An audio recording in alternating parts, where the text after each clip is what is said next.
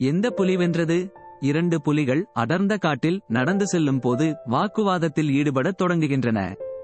முதல் புலி தான் சொல்வது சரி என்று பிடிவாதமாக இருக்கிறது.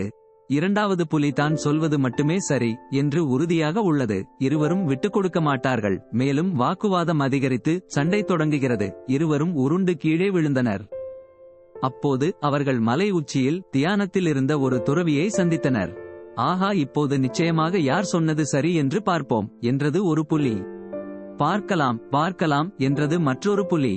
அவர்களின் அழுத்தமான கேள்வியை கேட்பதற்கு முன் துறவிக்கு மரியாதை செலுத்தினர். துறவி, உங்களிடம் ஒரு கேள்வி கேட்கிறோம். யார் சரி யார் தவறு என்பதை நீங்கள் தெளிவுபடுத்த வேண்டும் என்று நாங்கள் விரும்புகிறோம். சொர்க்கமும் நரகமும் எங்கு வாழ்கின்றன?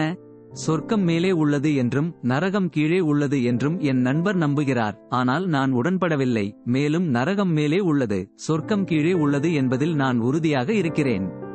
துறவி புன்னகைத்து பதிலளிப்பதற்கு முன் ஒரு கணம் சிக்கலை பரிசீலிக்கிறார். நீங்கள் இருவரும் சொன்னது சரியில்லை. சொர்க்கமும் நரகமும் நமக்கு வெளியே, மேகங்களுக்கு மேலேயோ அல்லது பூமிக்குள் ஆழமாகவோ வாழ்வதில்லை.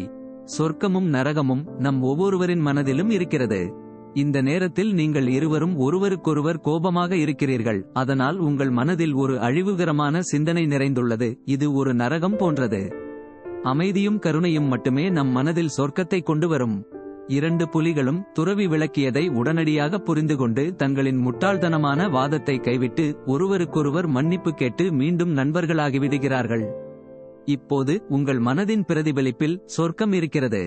நம் மனதில் அமைதியும் கருணையும் இருக்கும்போது நாம் சொர்க்கத்தை அனுபவிக்கிறோம் என்று துறவி கூறியதை 2 புலிகள் எப்போதும் மனதில் வைத்துக் கொள்ளும்.